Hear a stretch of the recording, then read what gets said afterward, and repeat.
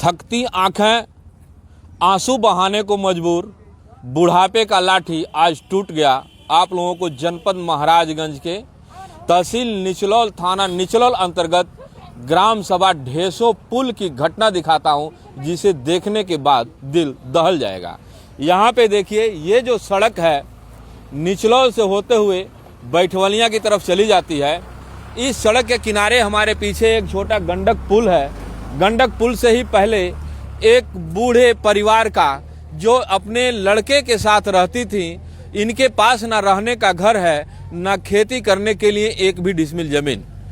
Total मांगने खाने पे आश्रित यह जीवन इस पुल के किनारे अपना जीवन यापन कर रहा था, तब कि किसी की लगी कुदृष्टि ने इतना भयानक एक्सीडेंट से इन लोगों को मार डाला कि इस रोती हुई आंख आज आंसू भी सूख गए इस बूढ़ी माँ बाप के। मैं आप लोगों को पहले लेके चलता हूँ इस घटना स्थल पे और दिखाता हूँ इस बोलेरो का कंडीशन और ये झोपड़ी। पहले ये झोपड़ी देख लीजिए कि यही एक छोटा सा झोपड़ी, एक या दो चौकी डालने भर का ये जगह था। इसमें वो बूढ़ी माँ अपने बेटे के साथ किसी तरह से जीवन की अंतिम यात्रा कर रही थी। कब ठिकाना कि जीवन कब किस मोड़ पे शांत हो जाए। एक बेटे के सहारे उस माँ का परवरिश चल रहा था। वो बेटा खा पी करके इस घर में उसी चारपाई के पास लेटा हुआ था कि इस खतरनाक बोलेरो ने उसकी जिंदगी को खा लिया। आइए देखते हैं बोलेरो किस तरह से लड़ा हुआ है। सबसे पहले तो मैं आप लोगों को दिखाना चाहूँ कि इस बोलेरो के पास 2 नंबर प्लेट हैं। पहला नंबर प्लेट यह है यूपी 70 CA 5461 और दूसरा नंबर प्लेट ये दिखाई दे रहा है यूपी 54 F 6500। ये 2 नंबर वाली गाड़ी ये यहाँ आकर के बेतहाशा मारती है और इस घर में सीधा मारती है। सड़क से काफी दूर बना हुआ यह झोपड़ी को नेस्तनाबूद कर दिया। और ये देखिए किस तरह से यहाँ पे भयानक एक्सीडेंट हुआ है और एक पेड़ में आकर के बोलेरो टकरा गई है, नहीं तो बोलेरो भी अनियंत्रित होकर के इस गंडक खाई में जाकर के गिर गई होती।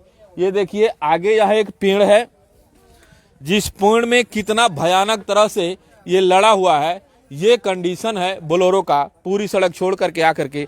और इस झोपड़ी से निकला हुआ सामान किस तरह से तितर बितर हुआ।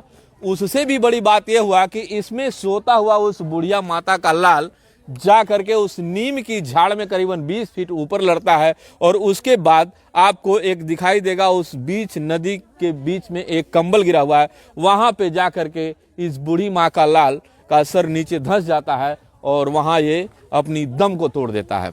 उसके बाद यहाँ पे रहने वाले राहगीरों से पूछते हैं कि आखिर इस परिवार का क्या दमखम है। चाचा क्या नाम है आपका? वीरेंद्र जी। हाँ। ये जो भयानक एक्सीडेंट हुआ कब हुआ है? रात 9 बजे, शनिवार को रात 9 बजे। हाँ। तो इसमें ये बुढ़िया माता के पास कौन कौन रहते थे? बुढ़िया माता के पास सूरज वहाँ सोए थे, अब बूढ़ी माँ इस बिस्तर पर सोई थी। ठीक। सूरज को जब वहाँ से गाड़ी नहीं बाइक इसके माना बा, हाँ। तब ठोकर मारा है, सूरज का लाश वहाँ जाकर मिली, उसका लाश गिर गया है।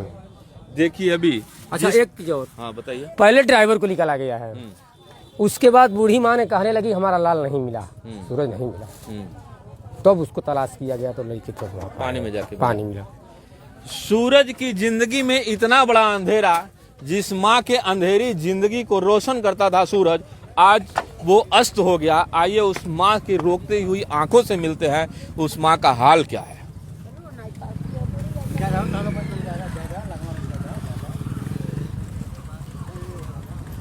आज सड़क पे ऐसे अवस्था में ये बूढ़ी माँ है, कौन इसकी सुध लेगा, किसके भरोसे ये जिएगी, इस माँ से जानना चाहते हैं। माता जी, हमारे बाबू खा के सुतल करो बाबू, हमके पानी पिया दो माँ, तब सुतिया तू, उनके खिया के सुतार दिया, हम दवाई खा के पानी पिया दली, तो लगले अगला दिया खटिया से थे बाबू घंटक में गिर गई, रात में खो जाएगी भाई, बीते घंटक में जाके गिरल ना मिलल, जान के लिए ले लो, हमारे बाबू मर गए, हम कैसे घर से हाले रहो, हम खियावत रहा, हम कैसे घर से हाले रहो, हमारे बाबू रह गए ना, अब हम क्या करी, घरे हमारे नदी सरसों नदी खेत बाड़ी सब काट पीट दिया, हमारा क्या कुछ मांगे घर द्वार कुछ नहीं बा।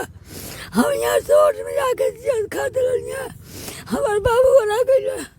अब हम कैसे रहो, हम कैसे रहो। इस माँ की अंतिम लड़खड़ाती हुई आवाज़ आप लोगों को बताती होगी। ये माँ कह रही है कि मेरे बाबू मर गए, अब हम कैसे जिएंगे।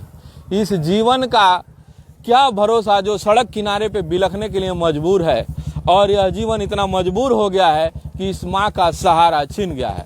यहाँ पे आने जाने वाले राहगीरों से हम जानना चाहेंगे कि यहाँ की स्थिति क्या है। चाचा, आप यहीं रहते हैं? ना है वहाँ। अच्छा, आपका घर है यहाँ? हमारा घर शीतलापुर है। हाँ।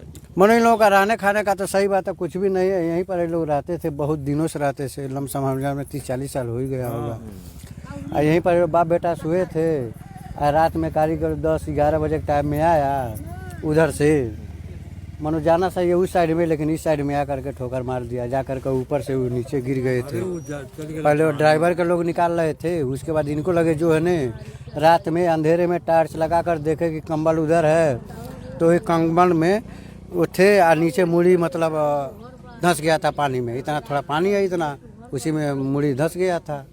लोग कहते हैं कि एक्सीडेंट होता है तो दोनों तरफ से मिल करके होता है, लेकिन यहाँ इतना भयावह एक्सीडेंट हुआ है कि इसमें मृतक का 1% कहीं से भी रोल नहीं होता है कि ना वो सड़क पे था, अपनी झोपड़ी में किनारे वो सो रहा था अपनी माँ को लेकर के।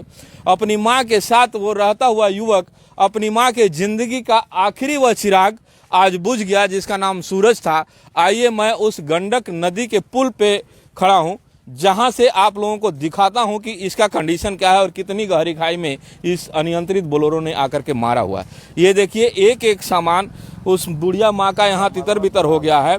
और वो एक कंबल है जहां पे आप लोगों को कंबल दिखाई दे रहा है। इस कंबल वाले जगह पे ऊपर करीबन जमीन से अगर देखें तो 20 फीट ऊपर सूरज की लाश टकराती है, और वहां से टकरा करके उस कंबल के पास जाकर के उस पानी में धंस जाता है। ड्राइवर, एक्सीडेंट के बाद ड्राइवर के लोग निकालने तो लगे, लेकिन बुढ़िया माँ के लाल का कुछ पता नहीं चल रहा था। रो रो करके माँ कह रही थी कि मेरा लाल कहाँ गया है, नहीं मिला, इसी घर में सोया हुआ था। तब जा करके ढूंढने के बाद उनकी लाश उस कंबल के पास से मिलती है।